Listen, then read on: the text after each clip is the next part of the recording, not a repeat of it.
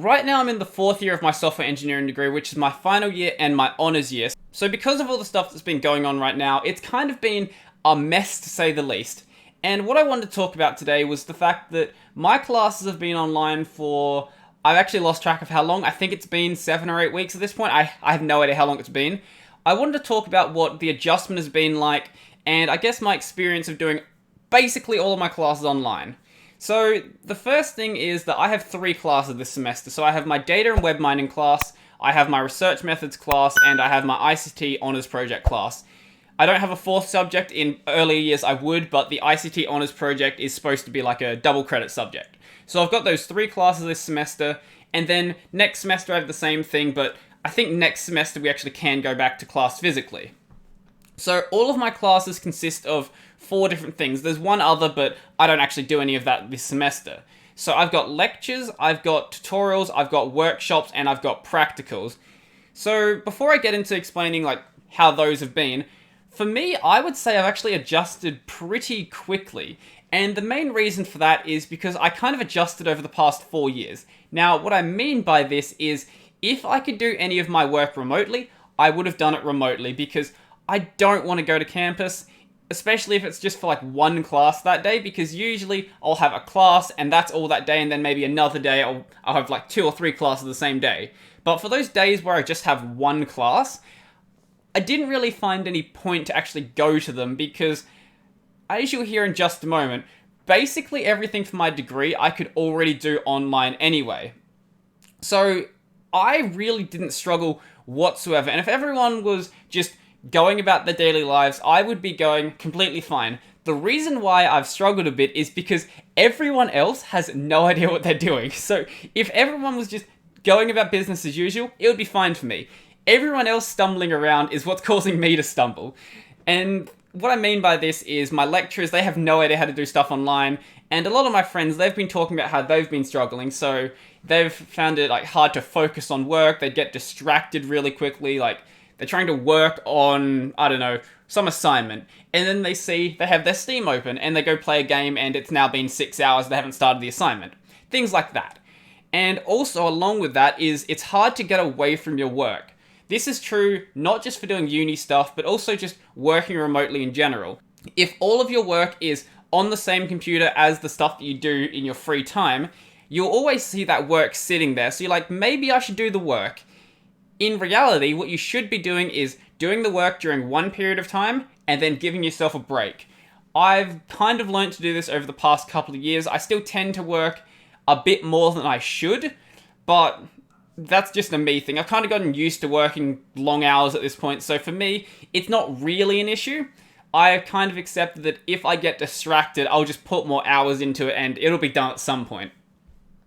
But I can see why some people would struggle with dealing with that, especially if they're used to that very rigid structure where you have classes at this time, and once you're out of that class, do whatever you want, go work on your assignments, go play some games, do whatever you want, but during this class time, you're doing classwork. So for me, I kind of dealt with this problem a couple of years ago, but as I said, a lot of my friends have been struggling with it. Now, on to the actual structure of my courses.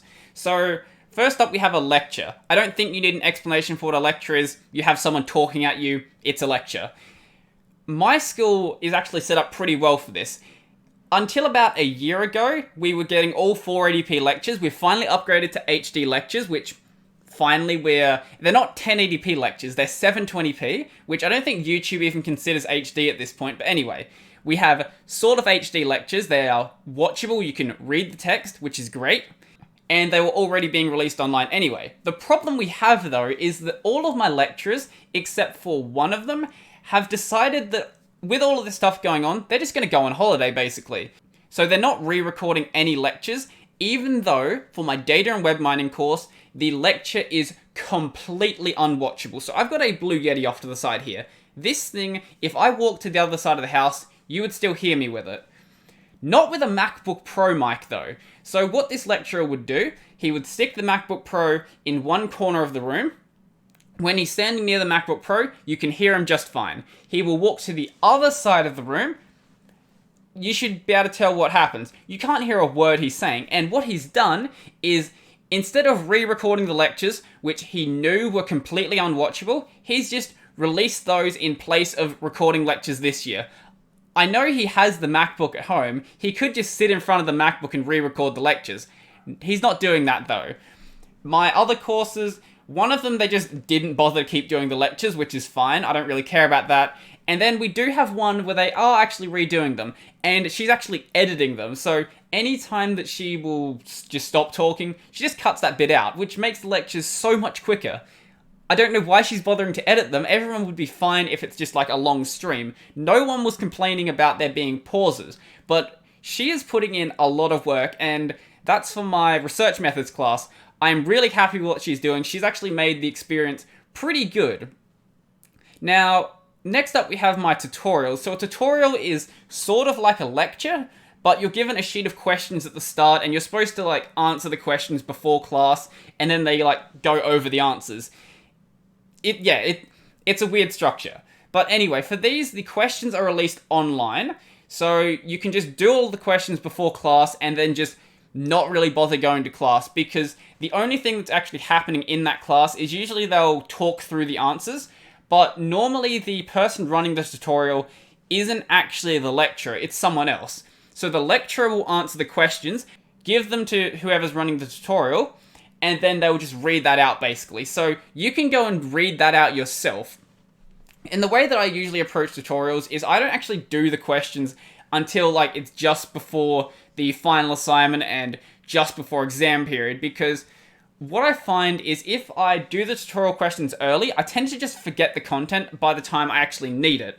So what I'd rather do is just study maybe a week or two before I actually need it, and then after that point, well, we can forget about after that point. But I study just before I need the content, and having the answers there when I'm actually doing the studying makes it a bit easier. Not because I can just read the answers, but because I can do the questions and then instantly see, okay, did I get this question right? Instead of having to wait for a class to actually happen. If I can see straight away, did I get this question right? I find that to be a bit more valuable, because if I got the question wrong, I can see, okay, why did I get the question wrong? What can I learn from this? What can I improve upon? It just makes it a bit easier with my approach. Now, you might completely disagree with me, but for me, that's the way that I've tended to approach it. Now, one other class, I've also got a workshop. Workshops are a weird one, because sometimes they're basically just a lecture, sometimes they're just a tutorial. I'm not really sure how to describe a workshop. They kind of just are a gap where they can do whatever they want. Usually they're recorded as well. Tutorials aren't recorded, but sometimes they are. Once again, my school has just a weird class structure. Sometimes they'll just like do different classes and then just treat them as something else.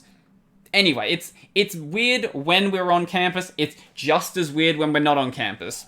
For both the tutorials and the workshops, there have been some classes that are doing Zoom meetings for them as well. I haven't been attending them for the same reason I didn't attend them like in physical person, because it just didn't make sense to go to. So for me, I haven't been bothering with most of the Zoom meetings. Now, we also have practicals. A practical is, as you'd expect, you're given some sort of task, you do it physically or practically, whatever.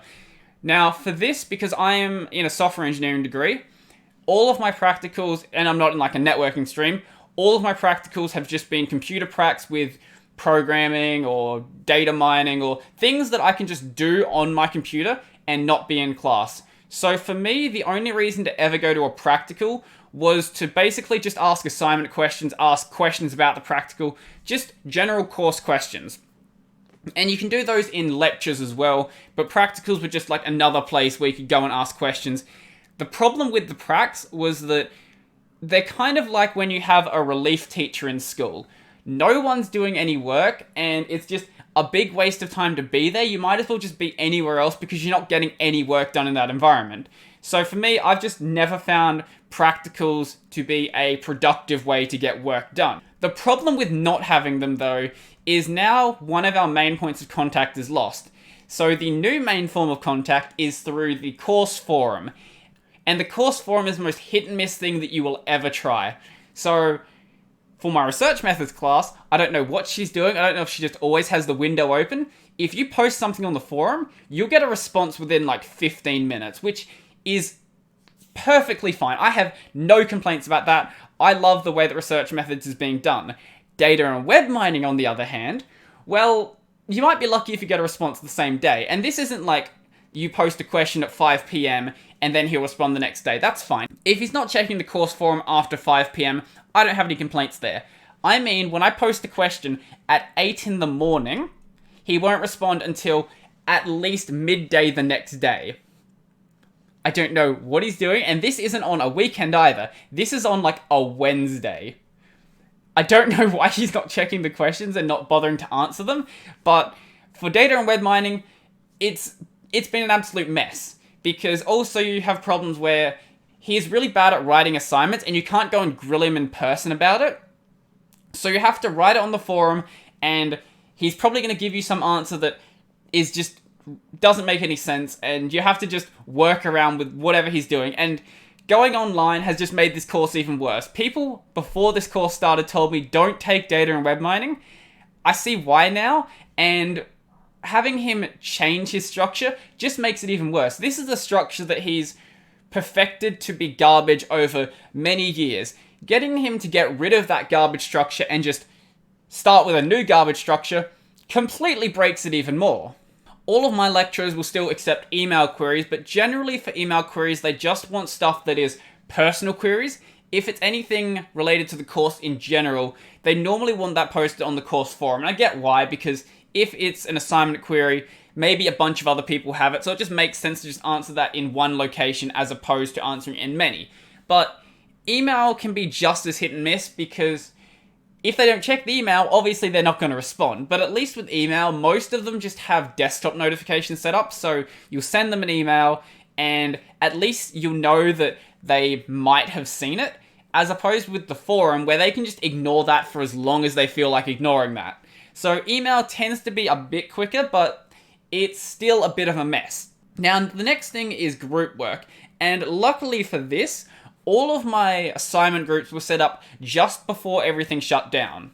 And every member of all of my groups are people that I actually know. This is the luckiest I've been with assignment groups. I already talked to these people outside of class. I already talked to them online. So for this, really outside of not being able to harass them about getting assignment work done, that's the only thing that's changed. Everything else for communication, we generally just did that online anyway, just because it's hard, especially in your fourth year, to line up when you want to do meetings, because some people have actually gone and gotten jobs now, some people have their ICT project which takes up most of their week, and some people are just generally busy. So it's easier to just do it online and then just do it after everyone's done work. That's usually the easiest way to do it, and that's what we've found as well. So whenever we had to do like video meetings or voice meetings, we've used things like Discord and Zoom, and they've worked as well as you'd expect. I've accepted at this point that I'm selling all of my data to my Chinese overlords, so even though there are better options than Zoom, Zoom is just an easy option, and because a lot of my mates aren't like open sourcey people and Linuxy people, it's just easier to use what they're comfortable with, even though I would much rather use something else. Now, as for my honours project, even though all of the lecturers say how much they hate Zoom, secretly they love it because they're not actually trying to find any other alternative.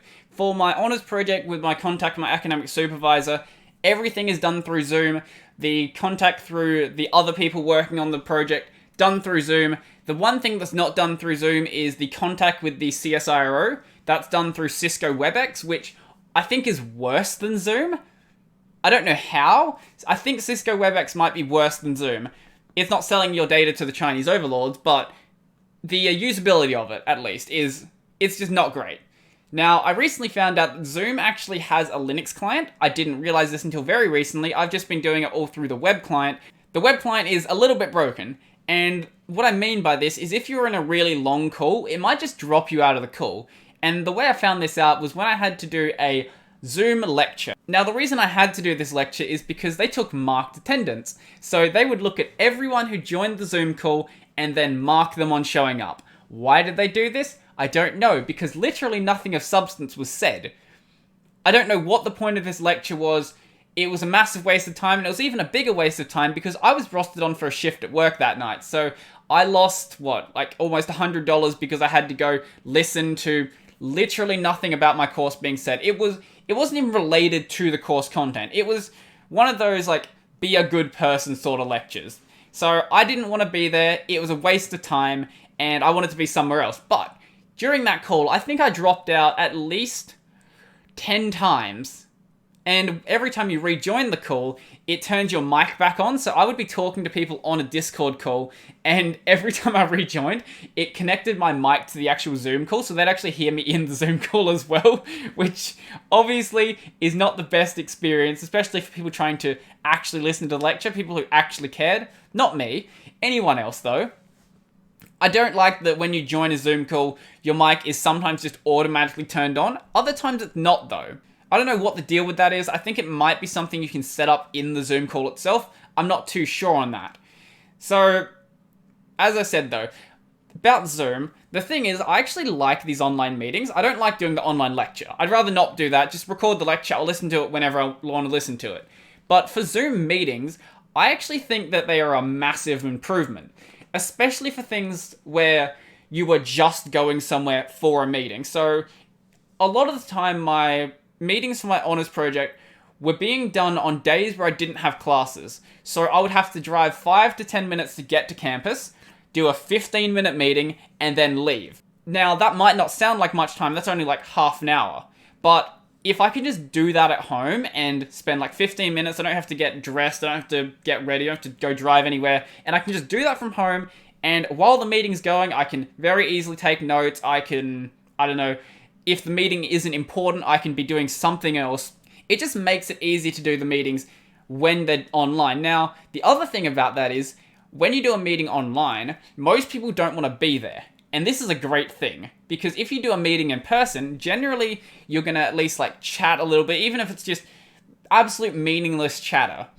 When you do a meeting in person, if you don't absolutely hate the person, you're going to just ask like, how's the weather? Things like this. Things that don't matter. But when you're in a Zoom call, no one does that because no one wants to be there. So it's short, sharp, and simple. Everyone gets their job done and everyone leaves, which is great. And I love it. So I hope that after all of this goes back to normal, that we just keep doing Zoom meetings, because I don't want to go to campus just for a meeting. It's so much easier to do it online. And honestly, I'm loving doing stuff remotely. I do get why some people like that human interaction and want to go back to campus and want to be doing stuff on campus. But for me, I've never been much for that campus life. I've always just loved doing stuff remotely. So for me, I would say that we've learned that doing stuff remotely can be done, and maybe we should just keep doing it remotely. It might just make some improvements. Now, the last thing is my exam, or now lack thereof, I guess. So I was going to have one exam this semester. It was going to be my last exam, which I really didn't want to do because it was going to be a closed book exam on data and web mining. So we'd need to remember formulas about how to do data and web mining. We'd need to remember probably some like stuff about how AI works, even though whenever you actually need this stuff, you would just Google it, because there's no point remembering a formula that you're going to write once when you can just Google it. And that's all you need to do. Obviously, there's some value in actually remembering important concepts, but when it comes to stuff that is so easy to look up and you're going to use so rarely, having a closed book examination doesn't really show you know anything. All it shows is that you're good at remembering stuff. So now that exam has been replaced with a third assignment. As I said earlier though, data web mining, it's been a mess the entire time. So I'm worried about this assignment, and judging by some of the early requirements he's released for it, it's going to be interesting. So right now it has a 2.5 day period where you can work on it. I don't know why it's 2.5 days. Originally he said 7 days, now it's 2.5. Also, it's supposed to take, I think, half a day to do, which I don't believe. I think it took him half a day to do with his knowledge that he already has. I don't think it's going to take us half a day to do. I think it's going to take us the 2.5 days. So that's going to be fun. But what I meant about the bizarre requirements is we are being forced to submit a docx file, which might not seem weird, but every single other course in my degree has let us submit PDFs and let us submit ODTs. For whatever reason though, he doesn't seem to be capable of marking a PDF file. He's even said so in the course forum. He doesn't like marking PDF files. He says they're harder to mark, which doesn't make any sense. I don't know what you mean by they're harder to mark.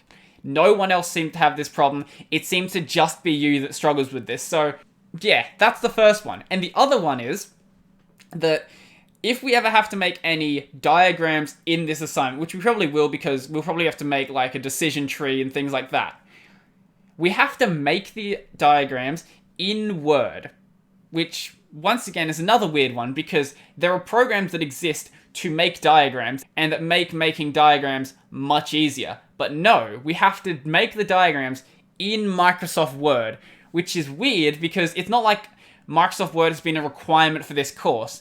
We just have to make the diagrams in there, which doesn't make any sense because I'd much rather use something like Draw.io or Dia or anything that's not Microsoft Word.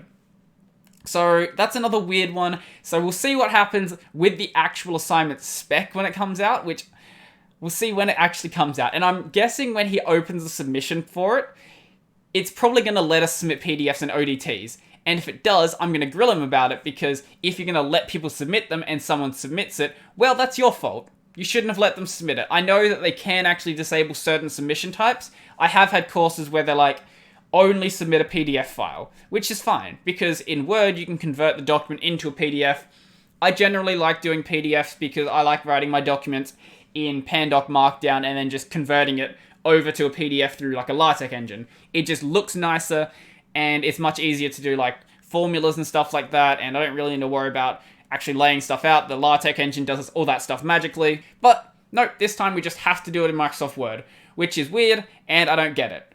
But anyway, I think that's pretty much everything I wanted to talk about in this video. So let me know, are you working remotely or are you doing uni from home? Let me know what your experience has been like and whether it's been a mess for you or not. Whether you've already gotten used to working remotely and you're just watching everyone else stumble around and them stumbling around has been making you stumble, or if it's just been perfectly fine for you and everyone's just adjusted perfectly. Let me know, it might be different for you than it has been for me. So before I go, I just want to thank my patrons. So a special thank you to Joachim, Nathan, Andrew, P.D, Road, Tony, Donald, Kulari, and Zilva. If you want to join the Patreon, there'll be a link to my Patreon down below, as well as my Amazon affiliate links where I can buy the gear I use in this channel, or just anything else you want. I'll get a small kickback for it. Also, remember to go check out my podcast. That is Tech Over Tea, available on Library and YouTube for the video version, and anywhere you want to listen to a podcast for the audio version. So, yeah. I've also got this channel available on Library and BitTube as well, so be sure to go check that out. I don't know what we'll be at by the time you watch this. Probably like 7,500 on Library. I don't know. I've been getting like 1,000 subs a week, so I have no idea where it'll be at. I'm going to be at 10k soon, which is insane. But anyway, remember to go smash the like button and leave me a comment down below. And remember to subscribe and ding the bell down below as well. So I think that's pretty much everything for me. This video was actually really easy to edit because I didn't stumble that much, which is crazy for me. So apparently I'm good at doing the rambly videos. Anyway, I think that's everything from me, and I'm out.